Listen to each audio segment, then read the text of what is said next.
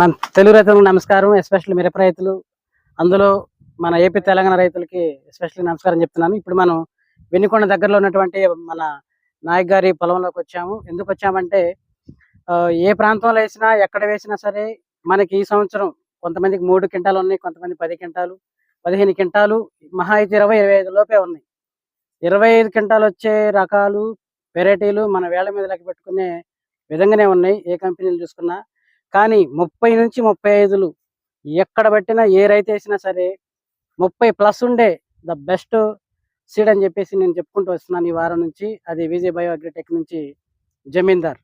ఆ జమీందారు మొన్న 2 ఫీల్డ్లు పెట్టాను, ఇంకా చాలా ఉన్నాయి, అన్నీ అప్డేట్ ఇస్తాను. అందులో భాగమే ఇప్పుడు మనం ఇక్కడికి రావడం జరిగింది. రైతు గారు కూడా 30+ అని చెప్పారు. సో ఒకసారి పరిచయం చేసుకొని అవునా కాదా అనేది మనం మీకు నాటితండ అనే గ్రామంలో మన రైతు